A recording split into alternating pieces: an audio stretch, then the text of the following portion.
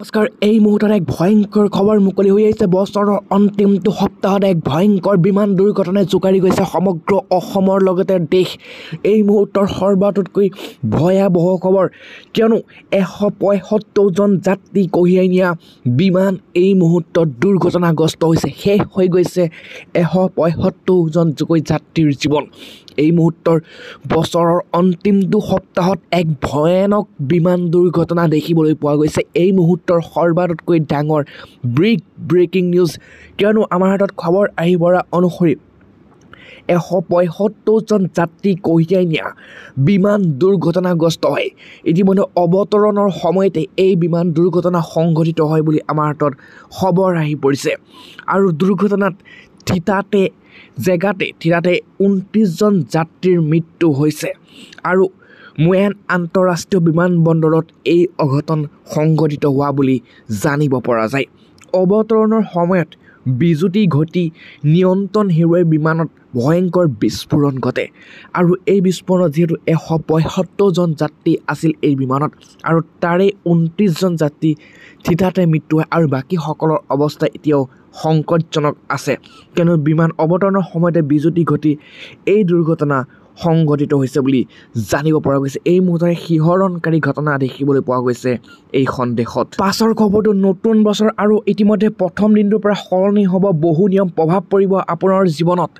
এই মুহূৰ্তত এক গুৰুত্বপূৰ্ণ খবৰ আহি পৰিছে, এক গুৰুত্বপূৰ্ণ খবৰ, কিয়নো নতুন বছৰত পৰা পৰিৱৰ্তন হ'ব কেইবাটাও নিয়ম, যিসমূহ পৰিৱৰ্তনে মধ্যবিত্ত শ্ৰেণীৰ পকেট আৰু তেওঁলোকৰ বাজেট প্ৰত্যক্ষ প্ৰভাৱ পেলাব। Ration card, LPG cylinder, credit card আৰু PFO পেঞ্চনৰ সৈতে জড়িত পৰিৱৰ্তনসমূহ প্ৰতিগৰাকী সাধাৰণ বাবে এক গুৰুত্বপূৰ্ণ, কিয়নো নতুন বছৰৰ পৰা সলনি হৈ গৈছে LPG চিলিণ্ডাৰ ক্ষেত্ৰত বহু নিয়ম। LPG চিলিণ্ডাৰ দাম প্ৰতি মাহৰ প্ৰথমটো দিনত দাম ঘোষণা কৰা হয় আৰু 1 জানুৱাৰীৰ পৰা চিলিণ্ডাৰৰ নতুন দাম ইতিমধ্যে কাৰ্যকৰী কৰা হ'ব। এইটো প্ৰথমটো খবৰ আপোনালোকক জনাই আছোঁ। তাৰ লগতে পেট্ৰল ডিজেলৰ খবৰ আহি পৰিছে। পেট্ৰল ডিজেলৰ ATF আৰু CNG দাম ইতিমধ্যে LPG চিলিণ্ডাৰ দামৰ লগতে সাল সলনি হ'ব। হয়তো ইতিমধ্যে এই নতুন দামো কাৰ্যকৰী হ'ব পাৰে পেট্ৰল ডিজেলক লৈ। হয়তো ইতিমধ্যে শতকৰ ঘৰো পাৰ কৰিব পাৰে পেট্ৰল আৰু ডিজেলৰ দৰ দামে। এই মুহূৰ্তত এক বৃহৎ ডাঙৰ খবৰ, কিয়নো বহু নিয়ম সলনি হৈ গৈ আছে। আৰু লগতে এমাজন প্ৰাইমৰ পৰিৱৰ্তন, এমাজন প্ৰাইম ইণ্ডিয়া 2025 চনৰ 1 জানুৱাৰীৰ পৰা প্ৰাইম মেম্বাৰশ্বিপৰ নিয়ম সলনি কৰাৰ সিদ্ধান্ত গ্ৰহণ কৰিব বুলি জানিব পৰা গৈছে তথ্য অনুসৰি। লগতে এইখিনি আৰু এটা গুৰুত্বপূৰ্ণ কথা, কিয়নো এটা অতি গুৰুত্বপূৰ্ণ, আপুনি অহা 1 জানুৱাৰীৰ পৰা হোৱাটছআপ চলাব নোৱাৰিব পাৰে। সকলোৱে মোবাইলত হোৱাটছআপ থাকে, কিন্তু আপুনি এতিয়া হোৱাটছআপ চলাব নোৱাৰিব পাৰে। এই মুহূৰ্তৰ এক ডাঙৰ খবৰ, কিয়নো 2025 1 জানুৱাৰীৰ পৰা অপাৰেটিং ছিষ্টেমৰ পুৰণি সংস্কৰণত চলোৱা বহু এণ্ড্ৰইড ফোনত হোৱাটছএপে কাম কৰা বন্ধ কৰিব। ইয়াত ছেমছাং, LG, ছনী আৰু TCৰ লগতে বহু মটৰৱালাৰ দৰে বহু ব্ৰেণ্ডৰ অন্তৰ্ভুক্ত থাকিব। আৰু তাৰ লগতে ইতিমধ্যে টেলিকম কোম্পানীসমূহৰ পৰিৱৰ্তনৰ 2025 1 জানুৱাৰীৰ পৰা টেলিকম কোম্পানীসমূহৰ সৈতে জড়িত নিয়মসমূহ সলনি হ'বলৈ গৈ আছে।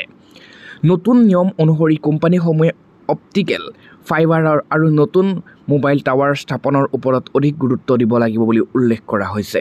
তাৰ লগতে গাড়ী বা বাইকক লৈ আহি পৰিছে ডাঙৰ খবৰ।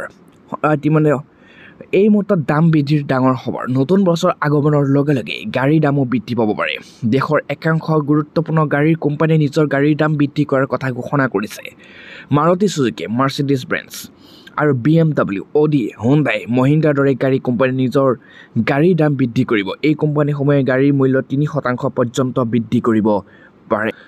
লগতে আৰু এটা খবৰ আহি পৰিছে যে বেংকৰ গ্ৰাহকসকলৰ বাবে, কিয়নো RBI FD নিয়মৰ পৰিৱৰ্তন।